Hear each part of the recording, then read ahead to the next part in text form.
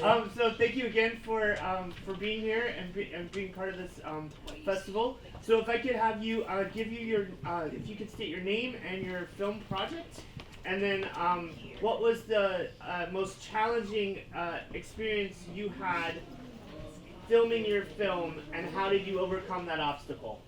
So if I can start with you. Sure. My name is Jennifer Jimenez, and I'm the producer of Extraordinary Appetite. I think the major issue that we had was just working around having $0. Okay. Yeah, like all of us, right? Yeah. Great. Hi, my name is Brian J. Mangum. I'm with Extraordinary Appetite. Actor in it, here to support Jen and Eric. Cool. Had a great time. My name is Stephanie Hoffman. I'm co-producer with Maria for Borderline and Healthcare on the Balance. Oh, challenging. Two things come to mind. One, it's very vulnerable, as you know, story. So that actually, we filmed it kind of fits and starts because I wasn't always in the place to like be that vulnerable. And I think the second thing is, oddly, I mean, despite this kind of like terrible attack that happened in the film, and in real life too, the hardest thing for me was actually seeing the reenactments of the mother and daughter fighting. That was the most triggering for me, weirdly, because it was so, because they would say things, the actors would say things that like we said, and it would just brought me right back to that time in my life. So,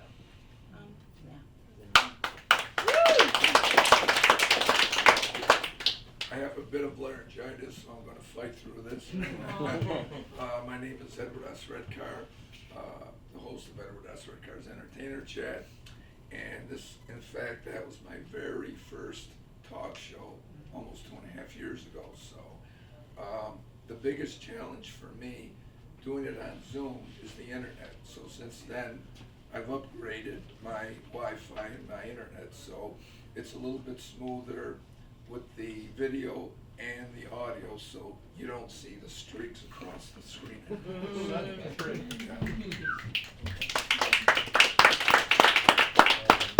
I'm Eric Jimenez. I directed Extraordinary Appetite, and the challenge was, of course, money, and then was that sequence with the explosion.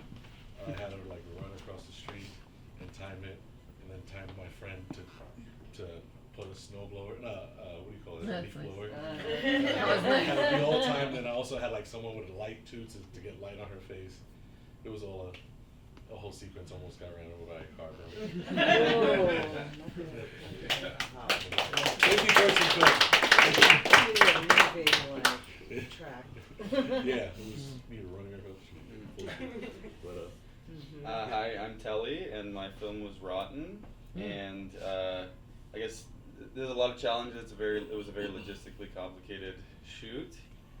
Shot it in one day. Decided to shoot it in one long take, as you saw. Yeah. And that was done for many reasons to try to simplify it as well. Being able to shoot it in one day, we thought one take we can shoot in one day. So we got around a lot of problems that way, but still very complicated and difficult to shoot.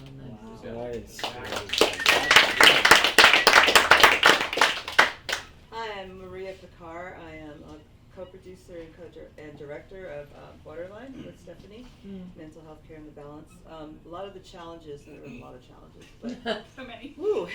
But I think the main two of them were getting all the interviews, because there's a lot of times when people weren't available for interviews or, that kind of thing. And then the second part was getting Carolyn to actually be in the film. Because at first she didn't want anything to do with it. She was like, no. And then all of a sudden she said, yeah, I'm ready to do it. And I was like, great, because we need you in the film to make it, to make it viable, to make it, to tell Stephanie's story. So those were the biggest challenges. Of course, money always is a challenge. And money. And money. But yeah.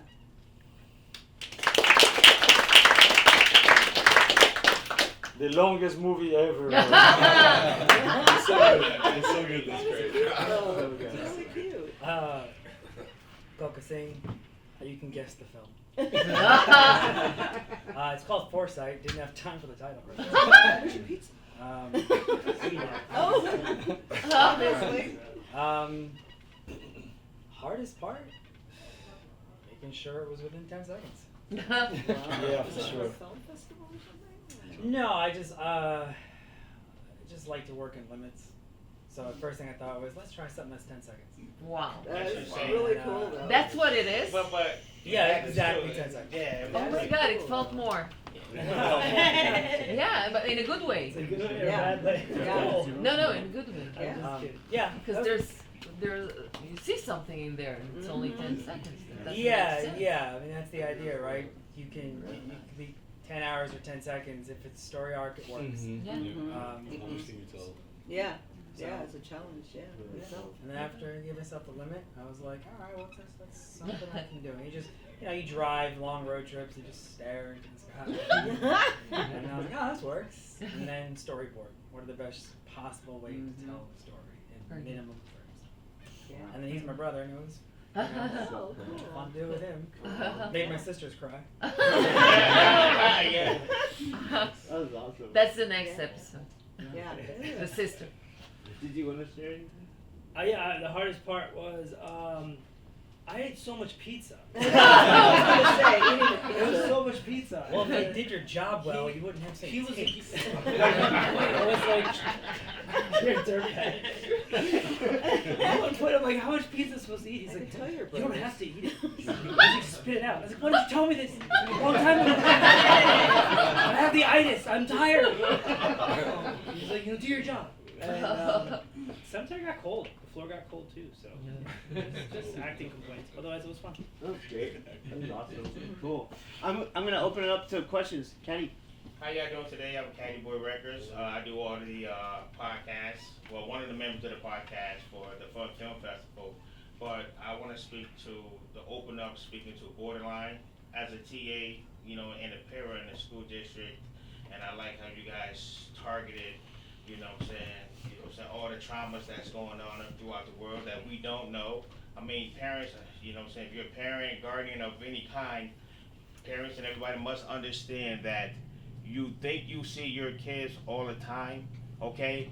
But technically, you don't, okay? Your teachers, okay, the people that's in transit, whether it's the crossing guard or anybody, they interact with your kids more than you do, and you don't see that, okay? So you don't really know who they know or how they're really moving, okay? You see them when you get out of work, when they come home from school, when they go to school, but other than that, you know how we do with jobs. Your kids leave the house, you're working doubles and triples. Your kids go from school, school breakfast to whatever sport and extracurricular activity they can till you get home.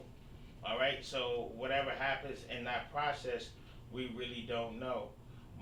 So when stuff happens to our kids and they come home and we be like, hey, how was your day? And they be like, yeah, it was okay, and they're really not communicating with us, but they talk to their friends or everybody else.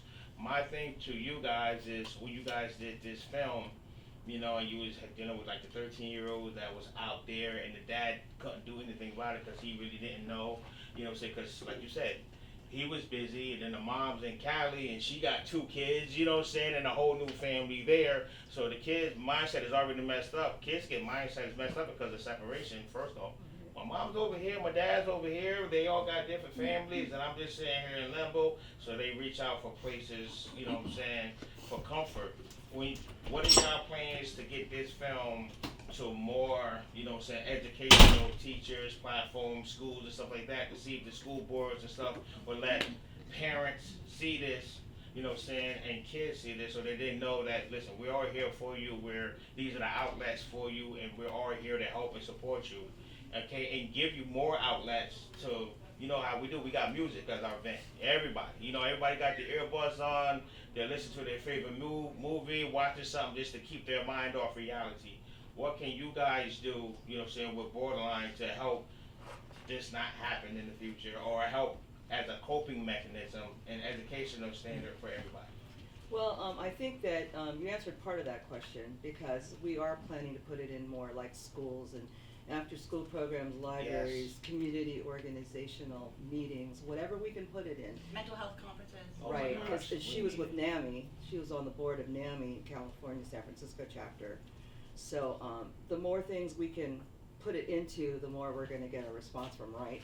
So we feel like, and I taught school for 20 years, I taught preschool and I taught after-school program. So I know what you're saying about, yeah, we know your kids probably better than you do. Yes. Because we're with them every day. But the fact of the matter is, a lot of people don't know their kids like you're saying. And so, yeah, we want to get it out there. We want to eventually put it into some kind of distribution as well. I loved it. Yeah, thank you. I love it. I really do. And anything I can do to help, you know what I'm saying, here, us, please get me on board. I give you my contact, and I help be a catalyst for you guys, and I help promote it as well. Oh, thank you. Thank you. That's what we need. There's time for one more question. Does anyone have another question? Yeah. Or yeah. Yeah, Foresight, beautiful film. It was such a, I really just like wanted to say I really appreciated it. It was such a kind of short but thoughtful look at grief. And you guys, you know, eating pizza together. Like, what was kind of like some considerations that went into how you guys kind of look at grief and like, you know, what inspired that? There seems to be a love between you guys as brothers, and like what was the? I just want to hear more about kind of like the thought process that went into that. Podcast. Come see me on the podcast. So you're going to take this question. You want this one? I mean, for me, we lost a lot of friends growing up, unfortunately, through like freak accidents or what have you. So unfortunately, loss is not something that's like foreign to us at all.